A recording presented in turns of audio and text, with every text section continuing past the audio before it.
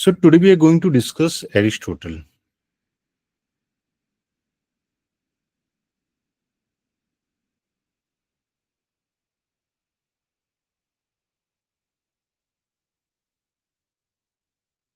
So as we know, Aristotle was a student of Plato. Student of Plato. Okay. So many of the things that he discusses in his book, it's something that you can say that he was in uh, argument to the theories that were given by Plato. However, the theories or the discussions or the concept which have been introduced by Aristotle is much more broader as we compare it with Plato. And Aristotle is also considered to be the father of classical political science or classical political science.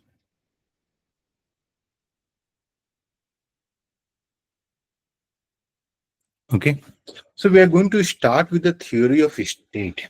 Okay, so and slowly we are going to see how he talks about the state, the classification of government, the justice, the citizenship. So he has written on a broad different topics. So major topics that we are going to cover today is the state. The second is a classification of government. Okay. The third is the justice.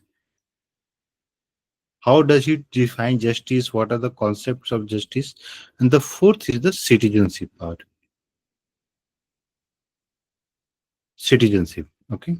So these are the four broad categories under which we can cover all the topics related to political science that has been given by Aristotle. So we are going to start with the topic of the state. State. So for Aristotle, state was something, or you can say that state is something which existed prior to humans. To humans. Prior to humans means state is considered to be a natural institution.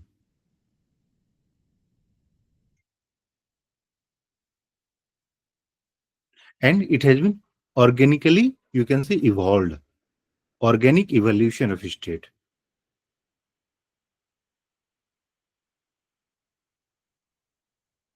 Of state.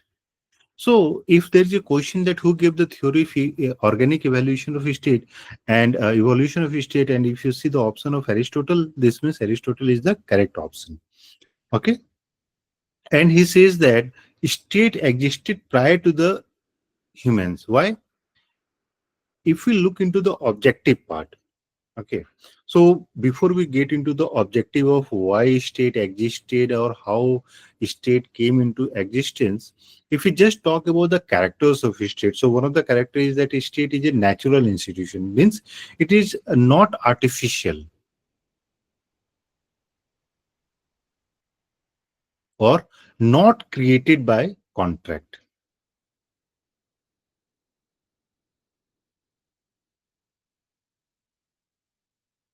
or force. You know, if we look into social contract theory,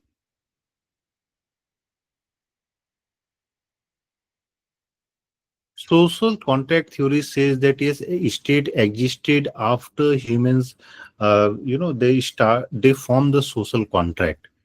There was a contract among free humans to form a state. But Aristotle argues that state existed prior to the humans. Therefore, it is not artificial kind of organization. Okay. So what he says that there are various organizations which existed, and state is considered to be the highest organization.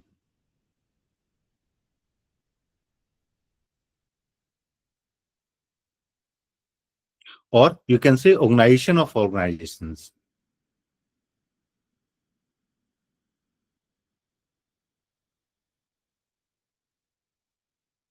Okay, so one of the theorists or one of the philosophers have given the definition of state as an organization of organizations.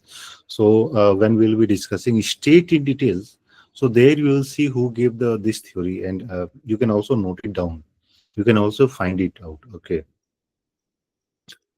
So if we look into the evolution of a state, how did state came into existence? Or rather than evolution in terms of different components or stages of evolution.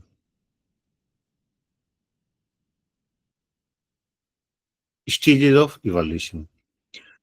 So there are three different components which are important. However, this component of state that we saw in the case of Plato, what did Plato did was that Plato divided the state into three different classes. State into three different class of citizen. Okay. However, what does Aristotle do is that he says that at the center is your family. Family. Okay. Then family makes village, and village makes the state or polis. He calls it as polis. Okay. So there is a three different stage of evolution in a state. So the at the very first stage is the creation of family. Why? Because family is required for daily needs. It's considered to be basic association for daily needs.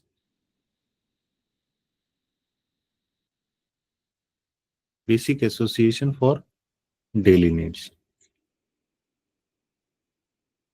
Okay. So family is considered to be the first association. First association. Okay. That's why we said that state is considered to be the organization of organization. So family is the first. And how does family originate? Union of man and woman.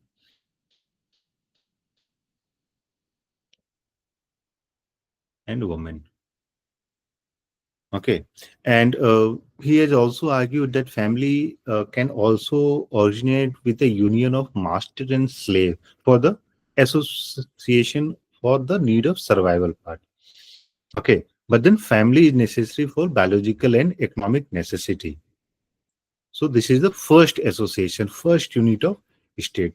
The second is the village. So village is nothing more but than the collection of various families or group of various families.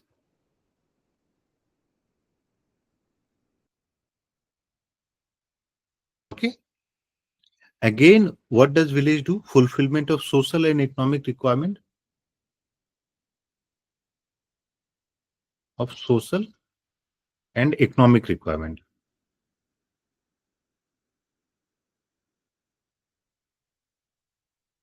Okay. Then, so village is considered to be the transition stage between family and state.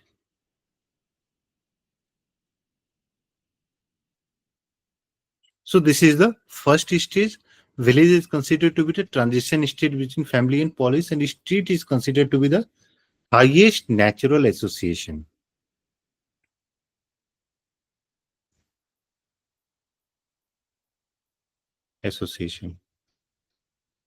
Okay. Why highest? Because this is formed by union of various villages.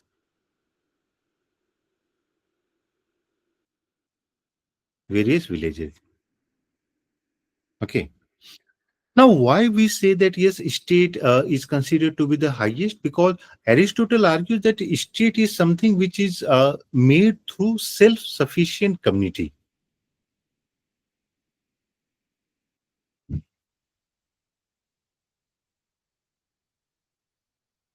Okay, and this self-sufficient community is very much important for good life.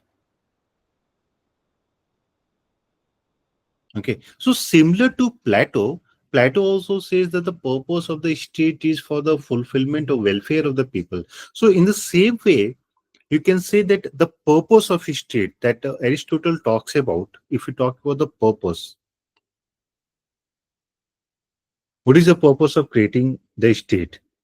Okay, so it is for the fulfillment of or self-sufficient of the community, achieving good life. Okay, achieve moral and intellectual excellence.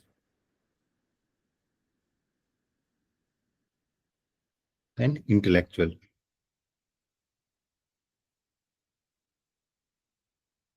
So one difference again you will find with respect to Plato is that Aristotle talks in details regarding the kind of a good life the citizen must achieve. Okay, so the purpose of good life or the purpose of the state is not just living or survival. People can survive in the wild also, but then the purpose of a state is to achieve this good life. And the again he also argues that this people or citizen people can achieve good life only within state. So this is the concept of self-realization is not possible without a state.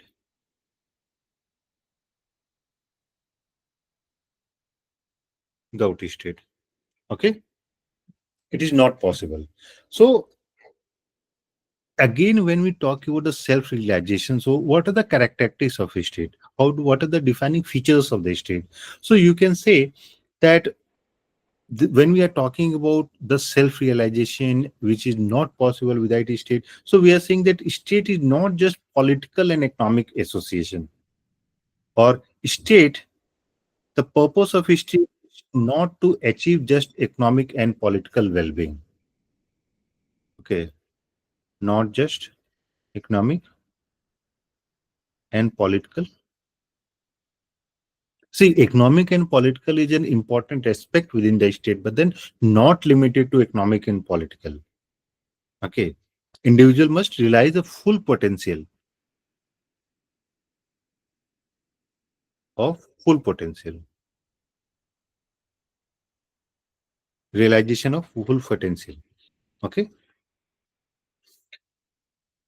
we say that the theory of state that has been given by the Aristotle can be considered to be, and we say that it is more like an organic theory of state.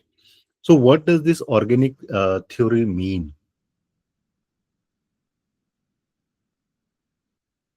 Theory of state.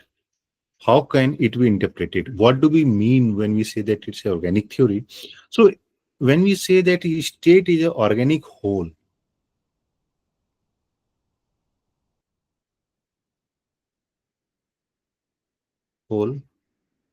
like a living body. So when we say that yes, organic whole like a living body, this means there are different parts within, and all the individual parts they function together to complete the organic whole. So this means the second theory that or the second interpretation that can also be made that this organic whole exists prior to its past,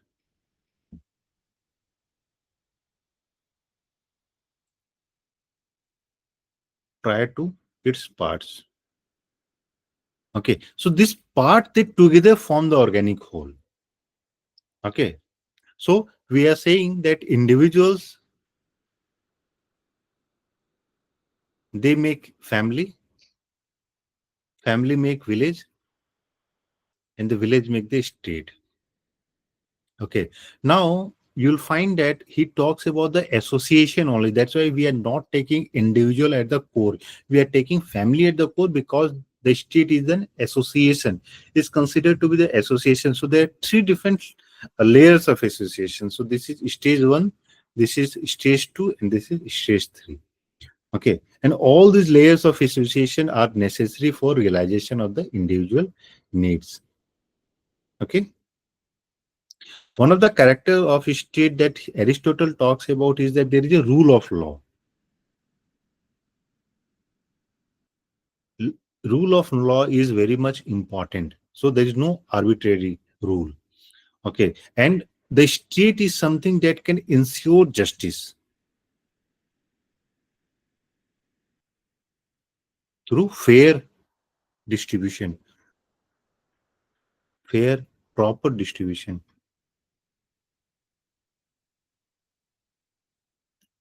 Okay, of rights and duties. So we have seen what are the purpose of a state, what is the objective of state. Okay. And the state, when we are saying that yes, ensure justice, this means the state is something that is going to promote justice. So this can be considered to be one of the functions of the state. Okay, like we said that the function of a state is to create an environment where the individuals can achieve their full potential. There is a condition for self-realization of the potential. Second, we can say that yes, there is a state is something that is going to promote justice or ensure justice. How justice can be ensured is something that we are going to discuss in details. Okay. So before we talk about justice, let's talk about the classification of government. Again, this is an important component. Anyone having any question? No, sir. Classification of government. Okay. So Aristotle did the study of various countries, the constitution of around 190 countries or something, and he made different classification. So the classification that Aristotle did was on two different criteria. Number one criteria was the number of rulers,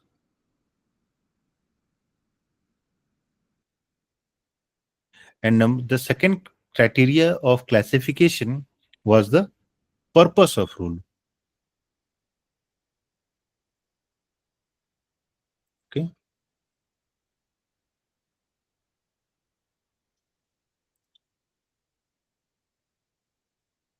criteria for classification. Okay, so when we are saying that purpose of rule, so whether it is public interest or you can say private interest.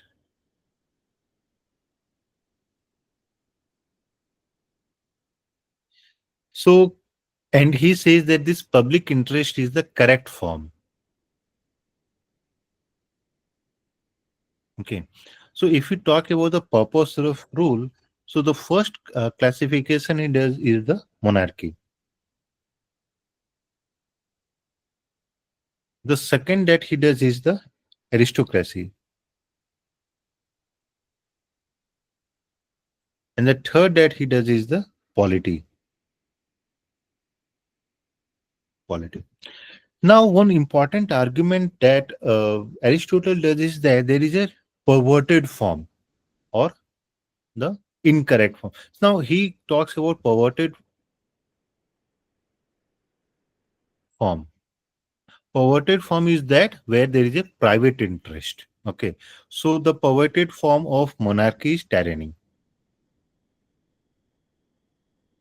Okay. The perverted form of aristocracy is oligarchy.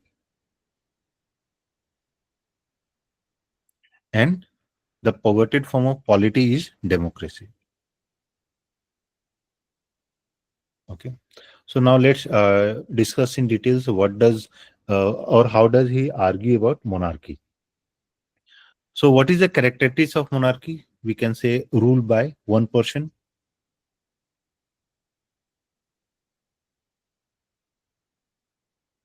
Okay. Now the question is that if there is a rule by one person and tyranny also ruled by one person, then why monarchy is considered to be the correct form? So he argues that when we are talking about rule by one person, this person must be wise and virtuous.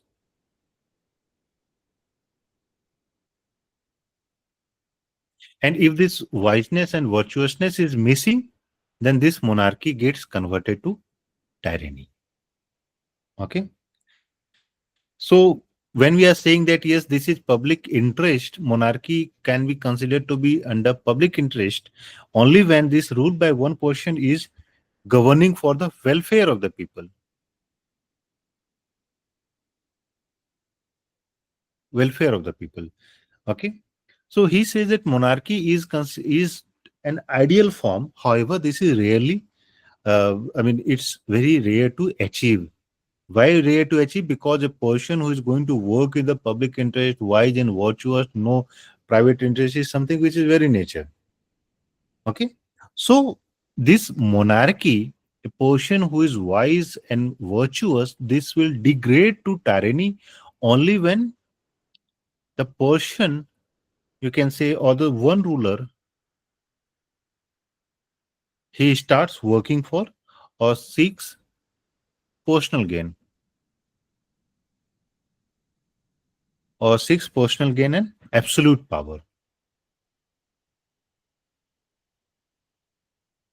Okay, because have already said that yes, the state that Aristotle talks about, he talks about the state where the rule of law prevails.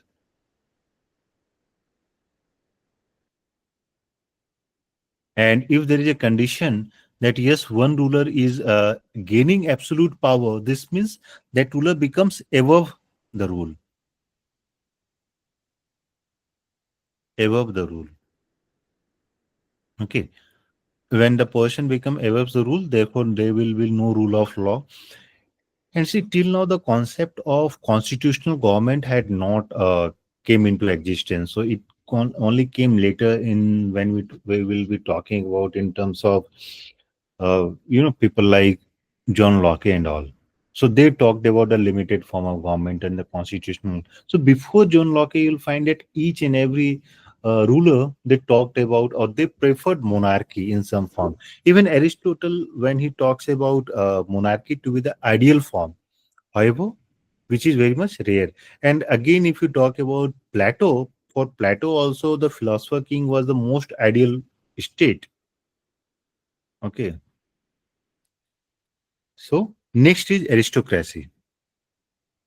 So aristocracy is the rule by the noble few.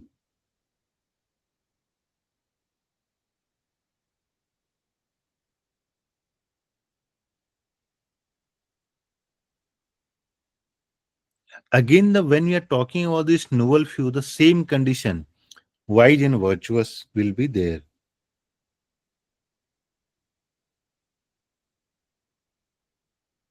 Wise and virtuous is a necessary condition.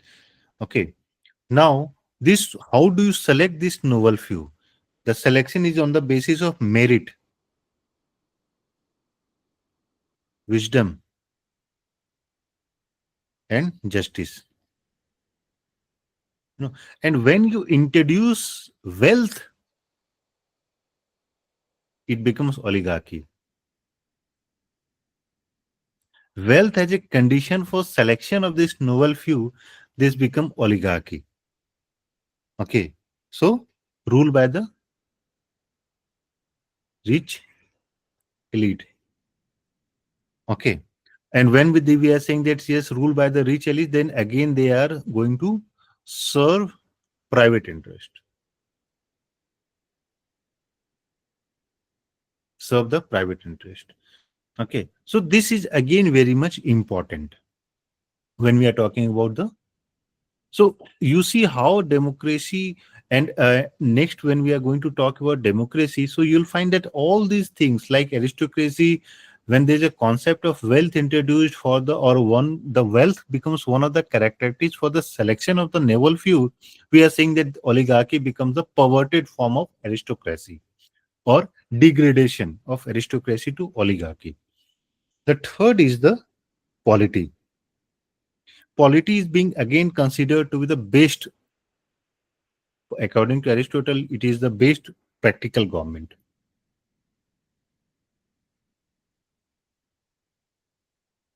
Okay, best practical government. Now, what are the conditions or what are the characteristics feature? The first is the rule by many citizens.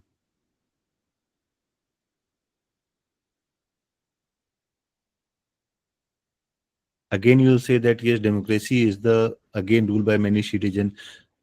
So we'll see how it is different. When he talks about the rule of many citizens, he basically emphasizes on the middle class. And this middle class is something which is going to balance the interest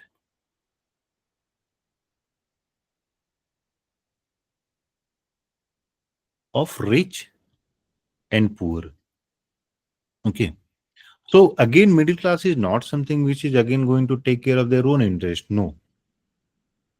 Okay, so when we are saying that yes, middle class balancing the interest of the rich and poor, so this is considered to be a mixed government, and you'll find that this is something which is a combining element of oligarchy and democracy.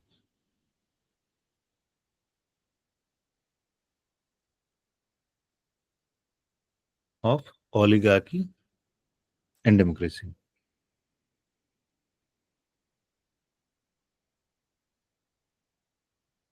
Okay. Now, this polity degrades to democracy, and what are the conditions under which this polity or uh, l- degrades to democracy? When the majority, and this majority is formed by the poor class. Okay, they start rule for their own benefit.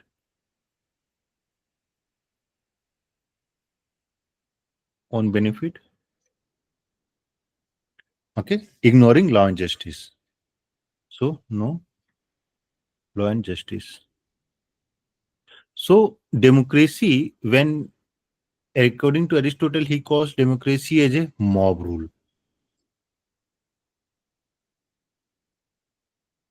Okay. So you see how monarchy becomes tyranny, aristocracy becomes oligarchy, and polity becomes democracy. So what is the best or the ideal form? So he calls polity to be the best or ideal form of government. Ideal government. Why? What are the conditions? Again, we say that yes, in the case of Plato, if there is a philosopher ruler, everyone taking care of their own business or taking care of their own duties. So, what are the characteristics? So, again, we said in the very beginning that he talks about state as a rule of law, balancing of interest between classes, of interest among classes,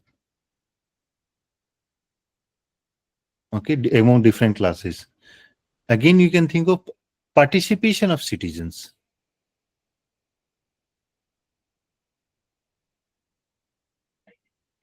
Participation of citizens.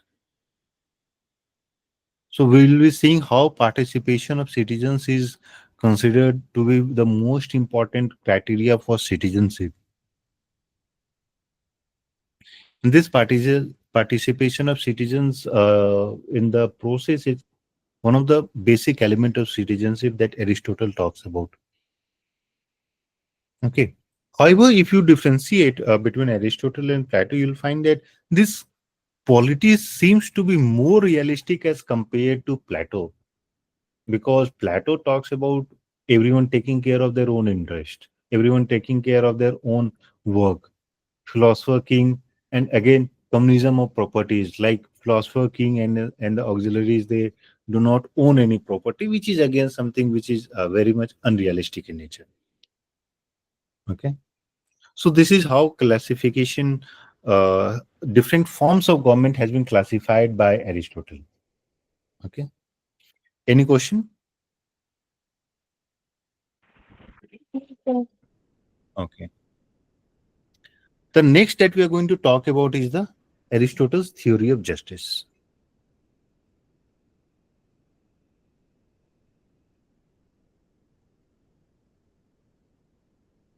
Theory of justice. Okay. So Aristotle links justice with ethics, laws, and politics. Okay. And one of the important that statement that has been given by Aristotle is justice is the bond of man in state. Bond of man state. So, as we discussed important statements in the case of Plato, important statements are always something that you need to understand and learn before appearing in any examination, because we have seen that in each and every year they've asked questions related to statement. Like if you look into 2025 question, so 2025 question regarding Aristotle is if you look into the question, so it is like what is the perverted form of aristocracy? Okay.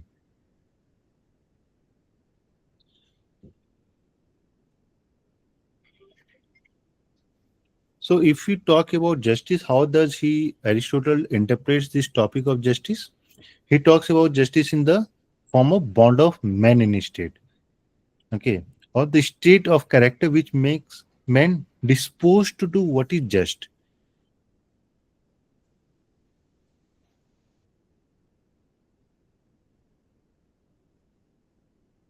Do what is just. Okay.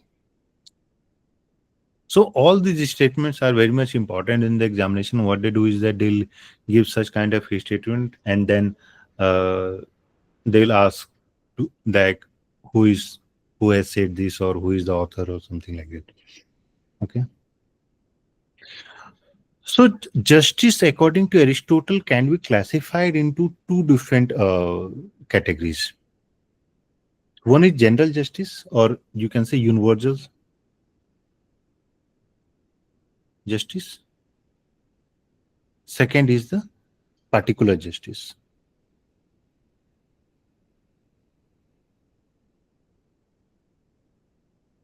Okay, so this is your general justice. And this is when we are saying particular, this is specific justice. Okay. So what are the characteristics of this universal justice? And again, this particular justice is something that has been further divided into two different components. One is your distributive justice.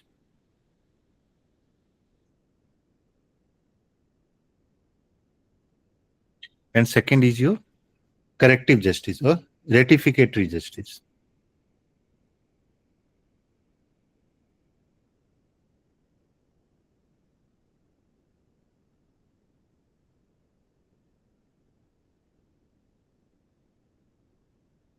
Okay. So what are the features of universal justice? Then we are going to discuss about the particular justice. So this is regarding the complete virtue. Justice is equivalent to complete virtue.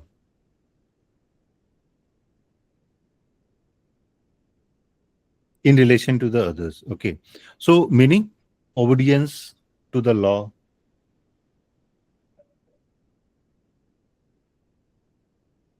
The law. Okay. That's why we said that he talks about justice in form of ethics, law, politics, obedience to the law. He talks about in terms of promotion of common good.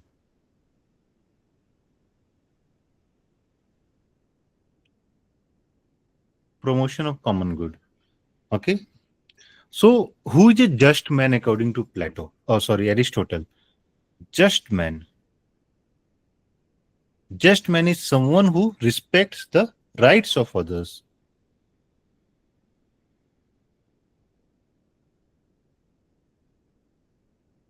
Rights of others and work for the welfare of society. Of society. Okay. So he talks about the political justice, existence of political justice. It can exist only within a state where the law govern interactions. Only within the state part.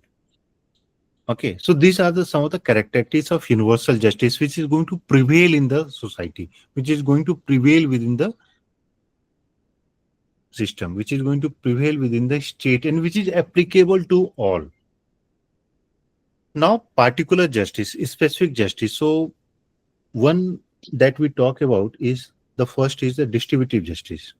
So, distributive justice is concerned with the distribution or allocation of honor or wealth or resources. So how does the resource get allocated among the citizens? So this is the main aspect of distributive justice. So he talks about the principle of distribution. Principle. And the principle that he talks about is again very much important: proportional equality. Equality.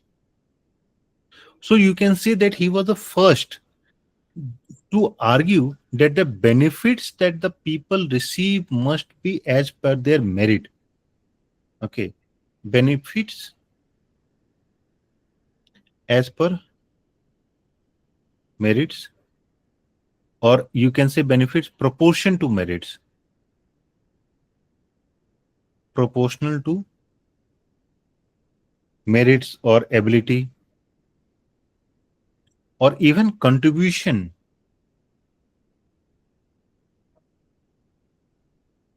that the people contribute. So like a brave soldier, he deserves more than someone who is a coward.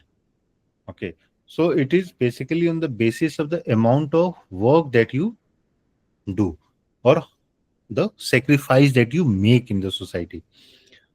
So one of the famous statement that you can think of is where he talks about not treating everyone equally. Unequal must be treated unequally. Okay. So he talks about justice consists in treating equals equally and unequal unequally in proportional to their merits. Okay. So you cannot treat unequal to be equal.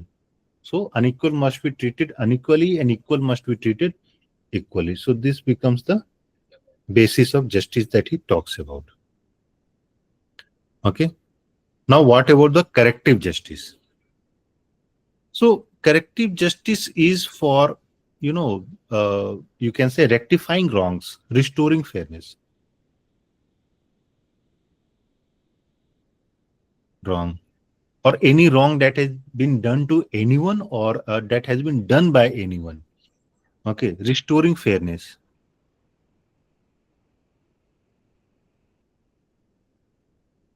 Restoring fairness. So in private transactions, so when does this happen? In private transactions or crimes. So while you can say that the distributive justice that Aristotle talks about is more social in nature, corrective justice is for the private transaction or private life of the individuals. This is more like a punishment kind of thing. So this is more like in terms of restoring balances in the society.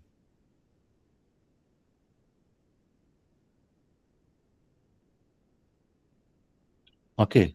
So this and when we are talking about this corrective, this applies to both a voluntary exchange, which is in terms of, let's say, contract or trade, or involuntary also, like someone who suits you or imparts any harm. Okay. So he talks about corrective or rectifying in terms of compensation. Compensation as per the harm or loss that a person gets.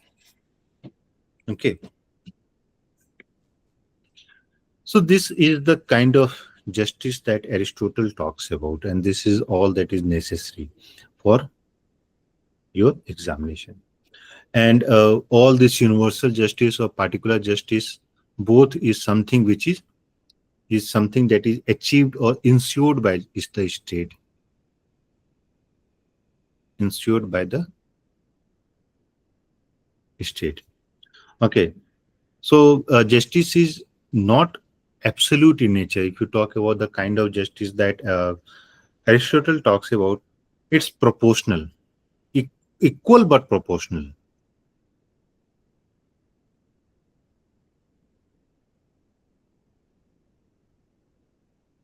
Equal but proportional, not treating, like for example, someone who, if you talk about underweight children and someone who is not underweight, if you give the same amount of nutritional value, so you can say that yes, we are trying to achieve or we are administering equality, but then you are treating unequal to be equal. So this is the kind of justice that Aristotle talks about, distributive justice, And we will be discussing more about this distributive justice when we talk about Rawls. He also talks about distributive justice and he talks about the fairness, just a fairness proportional. Okay, just institutions, how distributive justice can be achieved, equality and all. Okay, distributive principle that Rawls talks about. Now, one of the you can say criticism that was provided to or criticism that attracted regarding the justice was that this concept of justice, okay, this was limited to only male citizen, Greek male citizen. So this is one of the greatest criticism of the justice that has was given by Aristotle.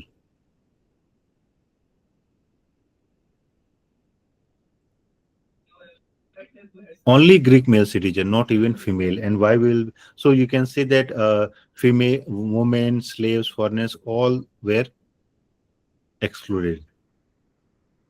Okay.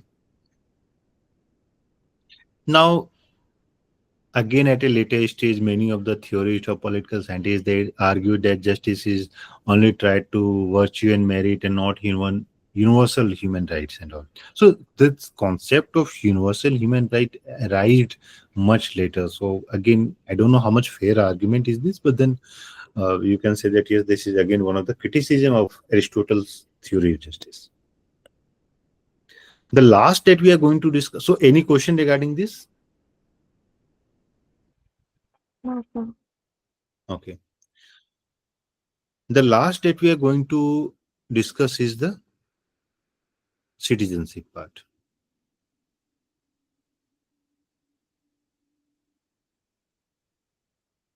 Citizenship. So the concept of citizenship has been discussed by Aristotle in his book Politics, book 3. Okay. So you can also say that this citizenship is something that this was the first analysis or systematical analysis of it in the Western political thought. And citizenship is something which is considered to be very much essential to state. Essential to state. And why it is essential? So first, let's look at the definition of citizenship. So he talks about citizenship as, and his quote is, "He who has the power to take part in the deliberative or judicial administration of the state." Citizen is someone who has the power to participate in the deliberative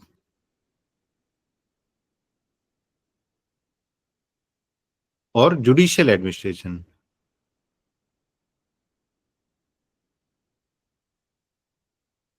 Judicial administration of the state is considered to be the citizen of a state. Only those who has the power to participate. And therefore, you can say that when we are saying that justice is something which is not available for women, slave, and foreigners, this means citizenship is again something which was not available for women. Okay. So, citizenship is functional in nature. It's based on the functional part, functional participation, and not on the basis of birth or residence.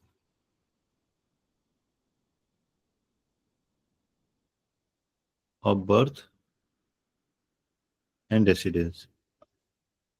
So if you look at the modern view, the current then we include both birth and residence. Okay. So what does this deliberative function mean? Deliberative function you can say in terms of making laws, policy decisions, participation in the law making process, decision making process.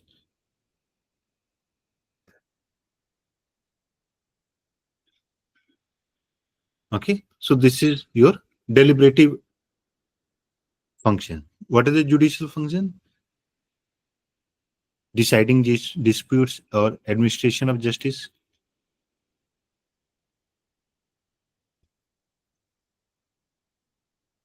or you can say in terms of deciding disputes.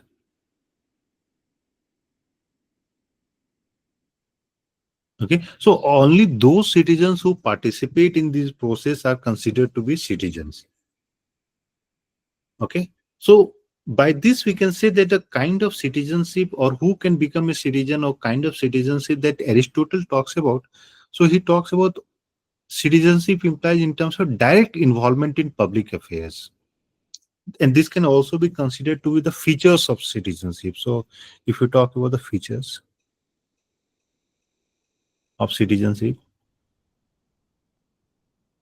so one is, you can say, direct participation, and we are going to see how Machiavelli talks about participation of citizens. Direct participation of citizen in public affairs, meaning in terms of deliberative or judicial administration. Then he talks about political membership.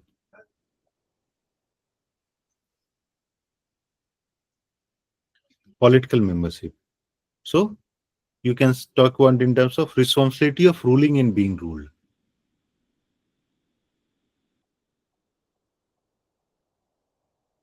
Of ruling and being ruled.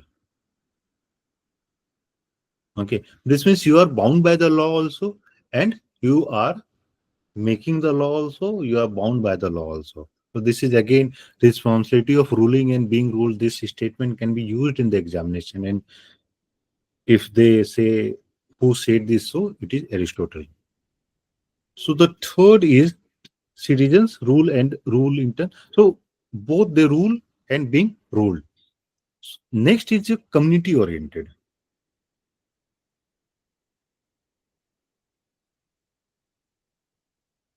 Community oriented. So what do we mean by? So the citizens, they are aiming at common good,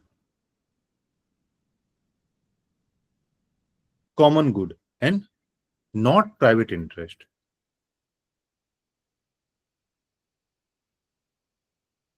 Not private interest.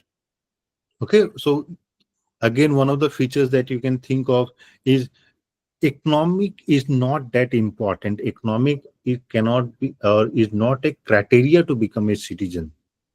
So it is legal and political. So what do we mean when we say that yes, it is legal? So wealth, birth is not a criteria. For example, someone's father is a Greek citizen and he is a member of, let's say, parliament or senate, but then his son is not a member. He doesn't participate. He takes care of the business. So the son will not be considered to be a citizen. So just by having the birth, residence, wealth, so this all these things are secondary to political participation. So the most important point that you can think of citizens, if you summarize all of these things, is the political participation.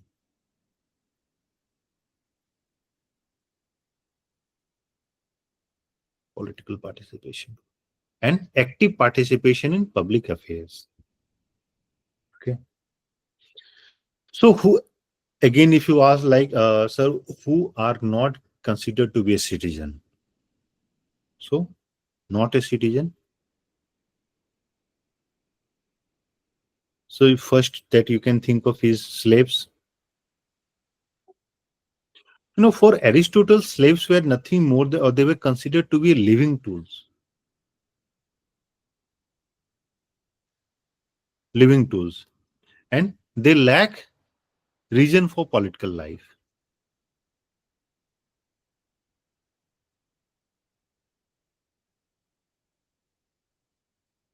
Okay. That's why slaves were not considered to be a citizen. Second is residents or foreigners. Foreigners. Now, they live in the state, but they have no political right.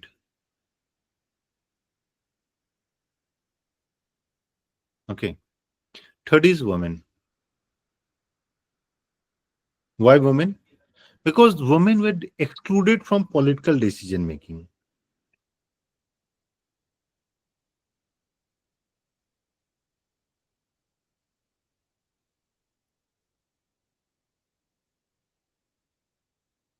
Making. Okay, they were you can say restricted to the family part or the household part, not beyond that. Children. So why children? Because they were not considered citizen until adulthood. Okay.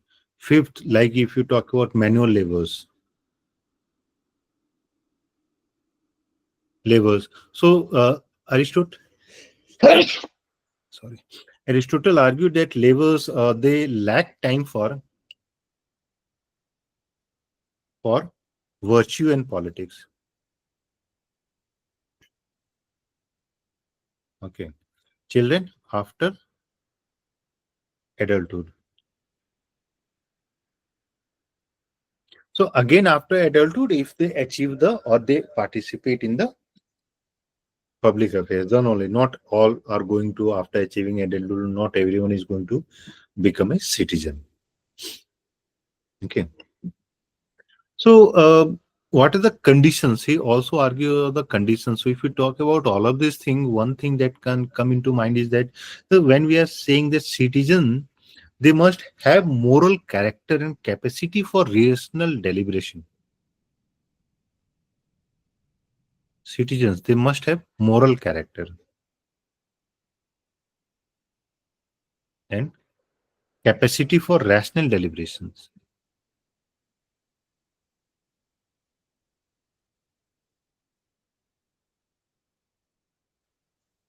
So deliberation is a process of discussion about something. Okay. So only those people who had the capacity to deliberate, they are considered to be citizens. And these are some of the conditions for good citizenship. Second that you can think of is education.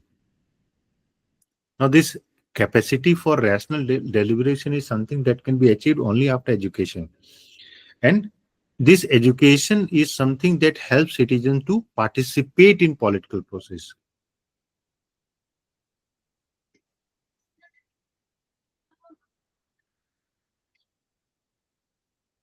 And he also talks about citizenship in terms of civic equality.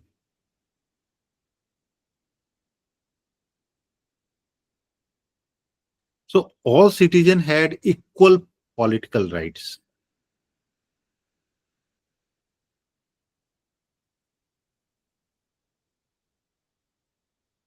Equal political rights. This means if you talk about England at some point of time only, or even in the case of France, like only those people had the right to vote who had the wealth, or you can say given amount of land that they hold.